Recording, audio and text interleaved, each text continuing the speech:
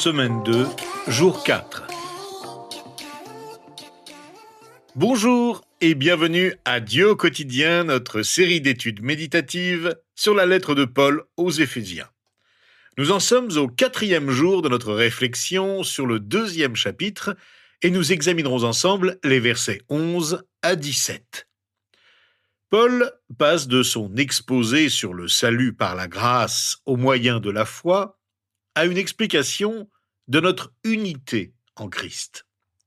L'œuvre de réconciliation de Dieu ne se limite pas à la relation entre Dieu et chaque individu, même si elle doit y commencer. Elle s'étend aussi au groupe de personnes en conflit, comme l'étaient les Juifs et les non-Juifs à l'époque de Paul.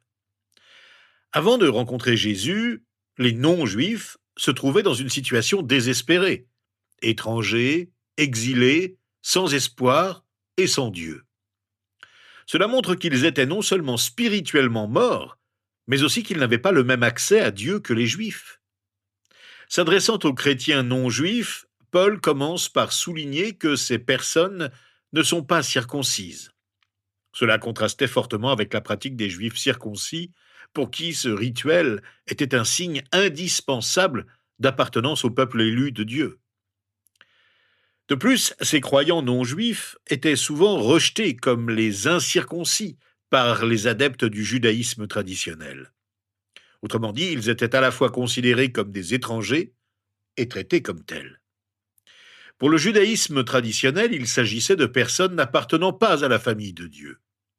Paul leur rappelle aux versets 11 et 12 de notre chapitre. « C'est pourquoi, souvenez-vous qu'autrefois, vous étiez identifiés comme non-juifs dans votre corps, appelés incirconcis par ceux qui se disent circoncis et qui le sont dans leur corps par la main de l'homme.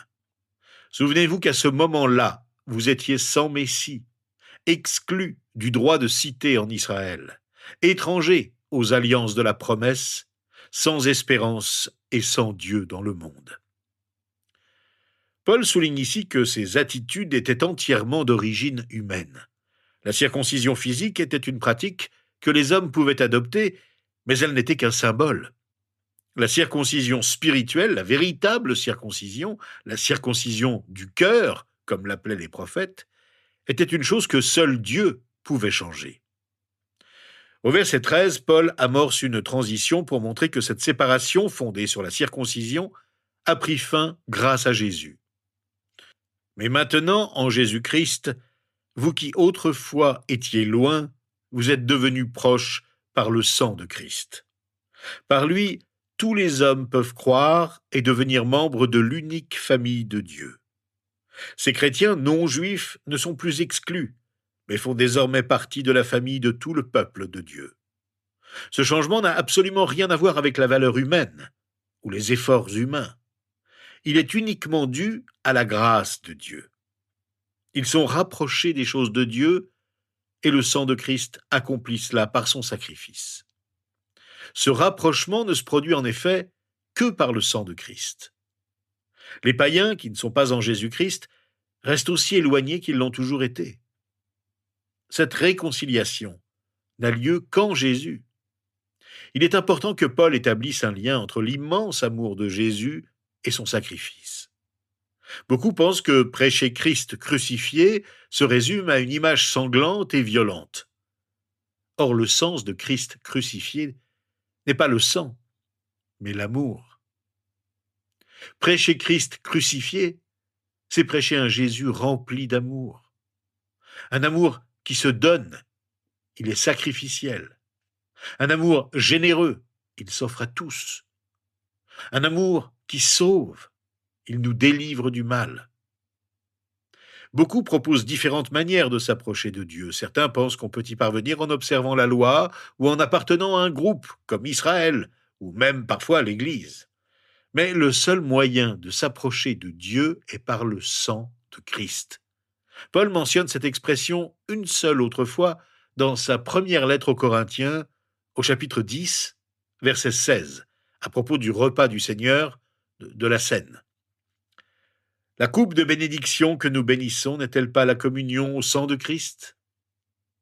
La lettre aux Hébreux, au chapitre 9, verset 14, souligne que le sang de Christ peut purifier notre conscience des œuvres mortes, afin que nous servions le Dieu vivant.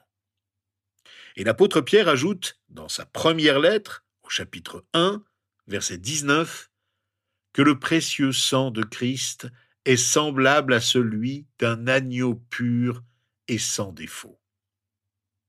Le sang de Christ est parfait pour effacer les défauts qui nous séparaient de Dieu et pour nous rendre acceptables à ses yeux.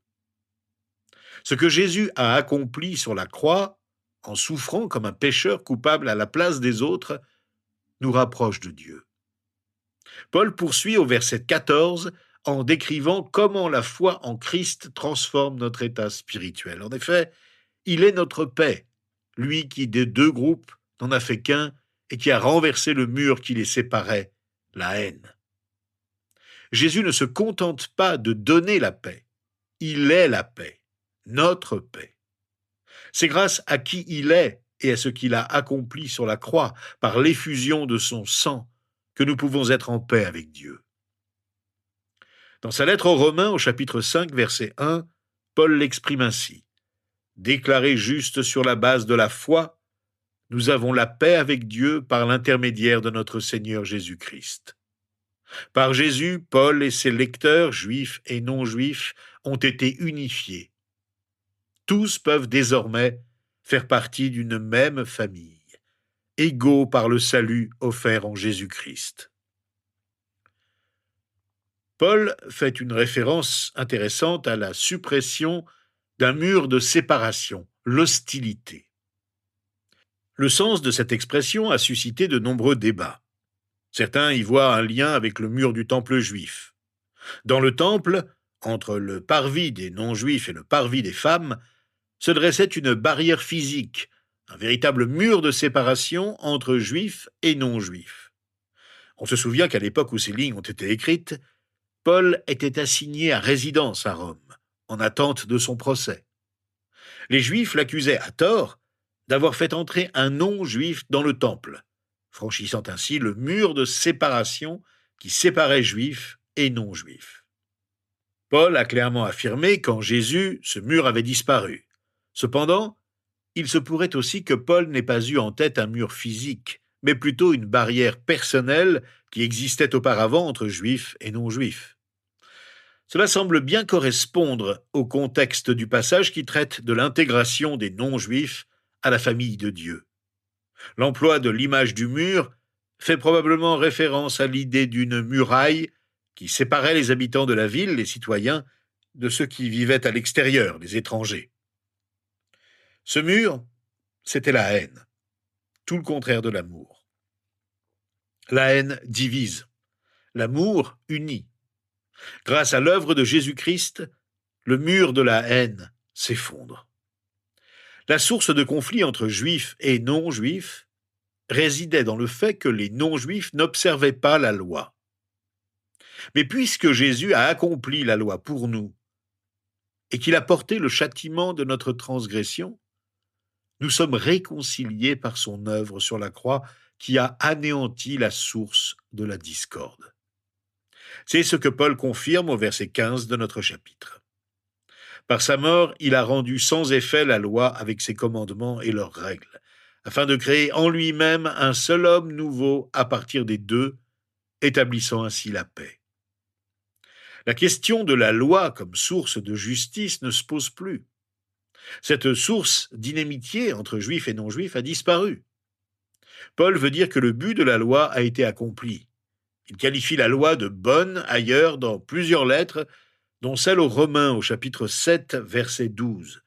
La loi est sainte et le commandement est saint, juste et bon.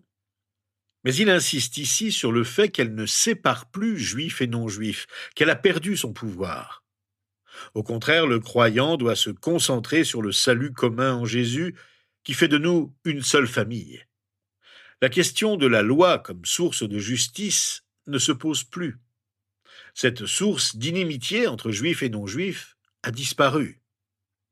Au lieu du conflit traditionnel entre juifs et non-juifs, Dieu, avec l'Évangile, a voulu une famille fondée sur Christ, plutôt que sur la loi, enraciné dans le salut plutôt que dans la circoncision.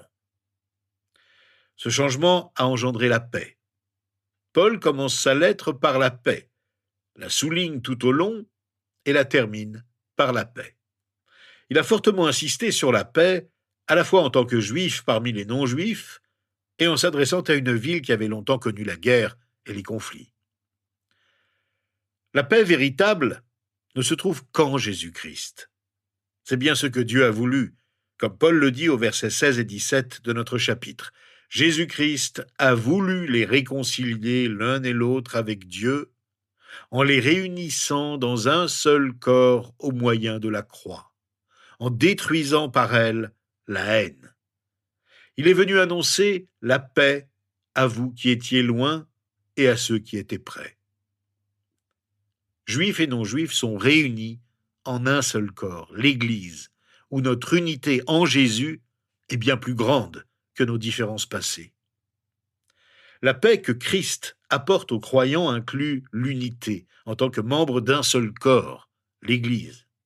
Cette unité est illustrée de manière éloquente par un symbole de mort, la croix.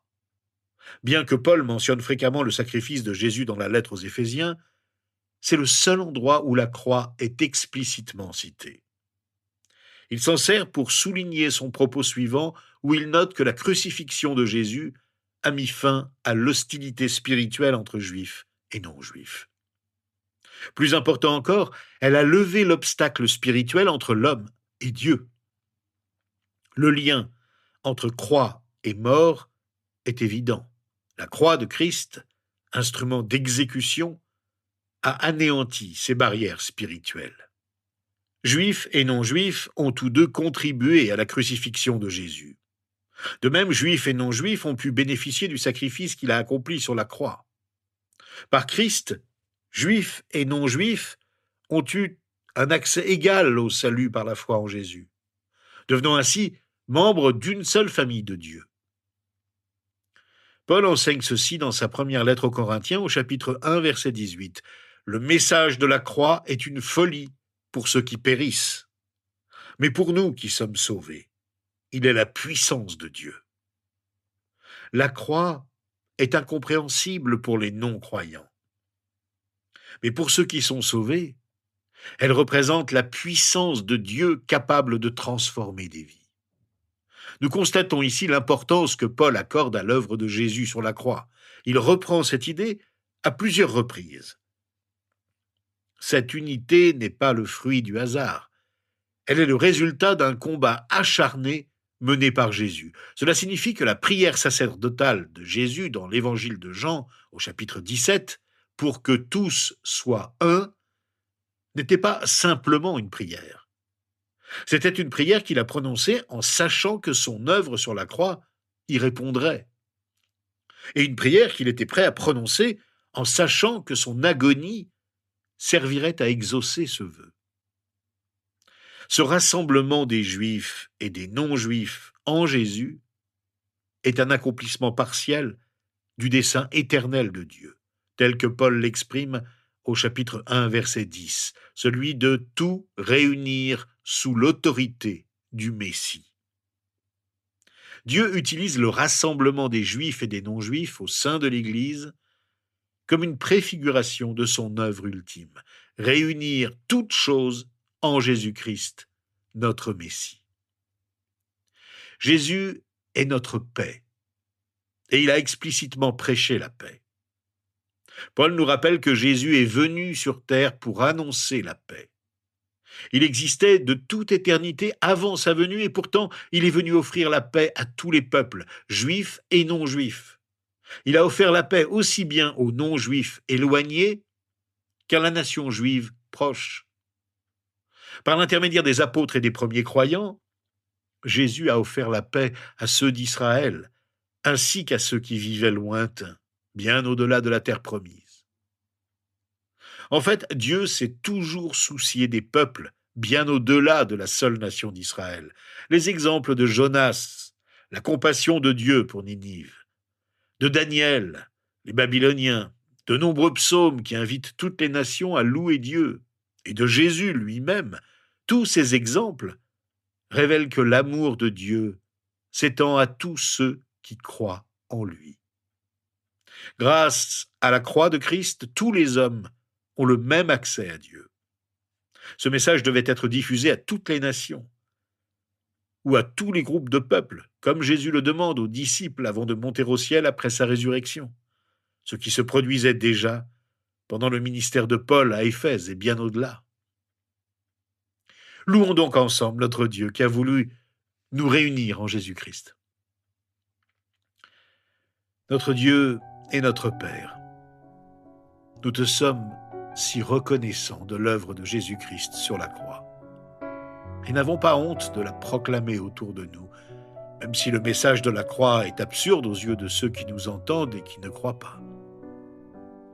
Que la puissance de ce message agisse en eux et qu'ils puissent te reconnaître comme leur Seigneur et leur Dieu. Tu as eu compassion de nous. Veuille avoir compassion d'eux. Nous pensons à l'Église aujourd'hui avec toutes ces divisions. Nous voudrions tant que toutes les églises qui se disent chrétiennes soient réunies sous l'autorité de Jésus-Christ, le Messie.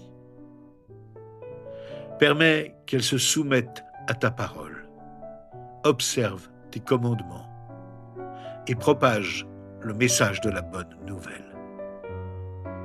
Reprends nos communautés défaillantes qui s'éloignent de toi pour qu'elles se repentent et reviennent à la source de la foi. Aie compassion d'elles et réunis-la sous ton autorité. C'est au nom de Jésus et pour sa gloire que nous te le demandons. Amen.